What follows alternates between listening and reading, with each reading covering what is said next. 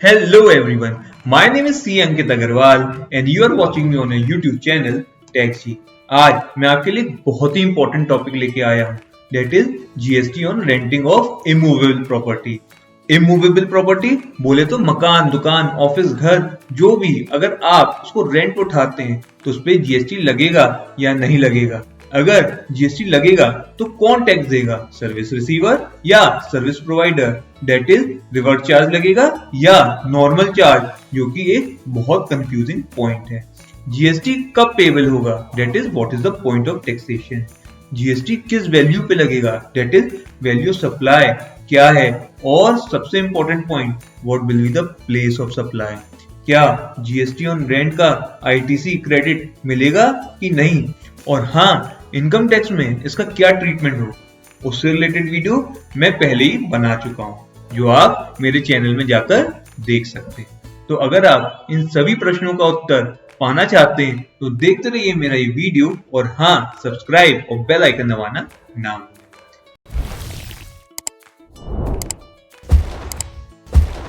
तो शुरू करते हैं। According to the GST law, renting out of an immovable property would be treated as a supply of service because as per section 7 of the CGST Act, तीन महान घटनाएं होनी चाहिए for treating anything as a supply.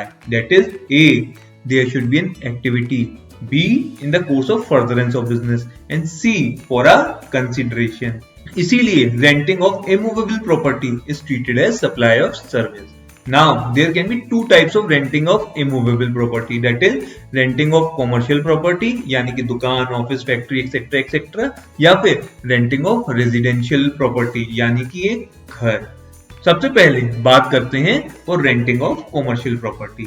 इस service में कोई tension नहीं है क्योंकि ये हमेशा टैक्सेबल होगा, and that too at a forward charge, यानी कि सर्विस प्रोवाइडर इनवॉइस इशू करेगा और जीएसटी चार्ज करेगा, depending upon he is registered और not, which depend on his aggregate turnover.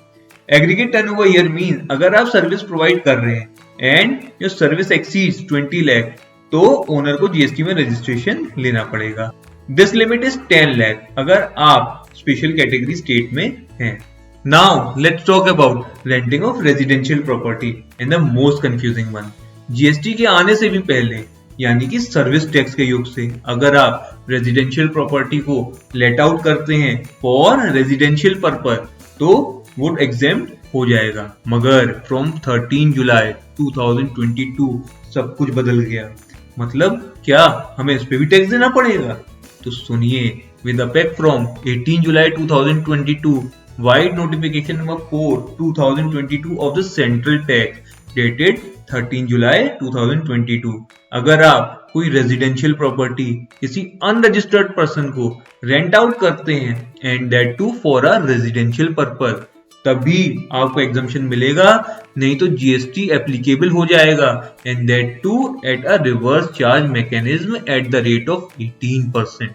यानी कि अगर कोई अनरजिस्टर्ड पर्सन किसी दूसरे अनरजिस्टर्ड पर्सन को घर देता है फॉर रेजिडेंशियल पर्पस तभी ये एग्जेम्प्ट है, और अगर कोई अनरजिस्टर्ड पर्सन किसी रजिस्टर्ड पर्सन को घर देता है फॉर रेजिडेंशियल पर्पस तो जीएसटी लग जाएगा at reverse charge at the rate of 18%। यानी कि टैक्स देने की जिम्मेदारी रजिस्टर्ड पर्सन की है जिसने घर किराए पे लिया है।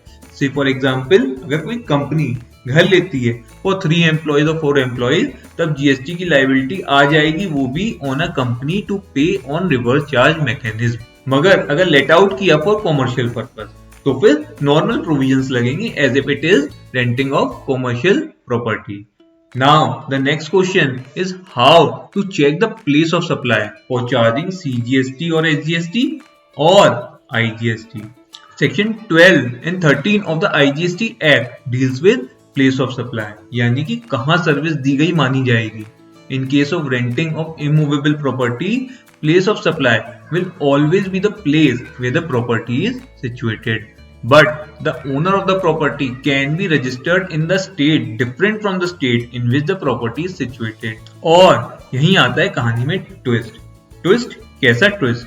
तो सुनिए, अगर ओनर ऑफ द प्रॉपर्टी उसी स्टेट में रजिस्टर्ड है जिस स्टेट में प्रॉपर्टी है, तो it will be treated as intra-state supply and CGST and SGST will be charged.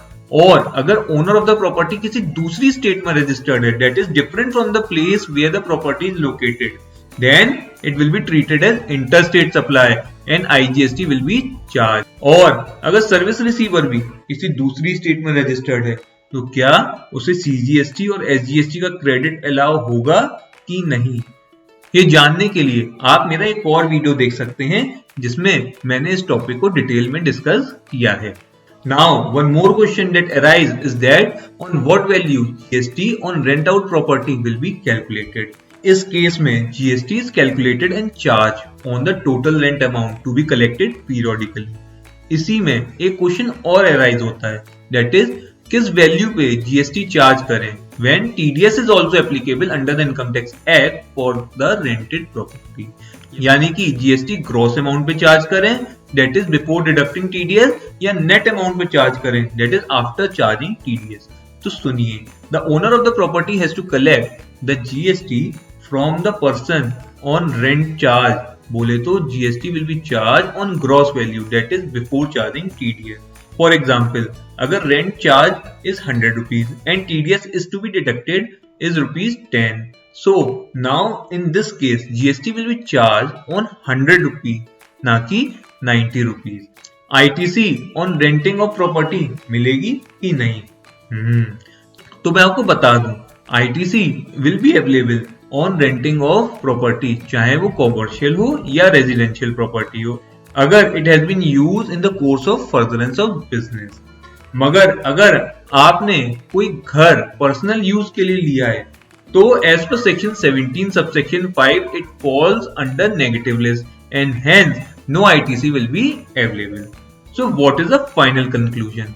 अगर कोई अनरजिस्टर्ड पर्सन यानी कि आंटी किसी अनरजिस्टर्ड पर्सन को यानी कि अंकल को घर देती है रहने के लिए तो GST इज exempt. और अगर कोई अनरजिस्टर्ड पर्सन यानी कि आंटी किसी रजिस्टर्ड पर्सन को घर देती है रहने के लिए तो GST लगेगा अंडर रिवर्स चार्ज. इसके अलावा कोई भी सिचुएशन हो GST लगेगा अंडर फॉरवर्ड चार्ज.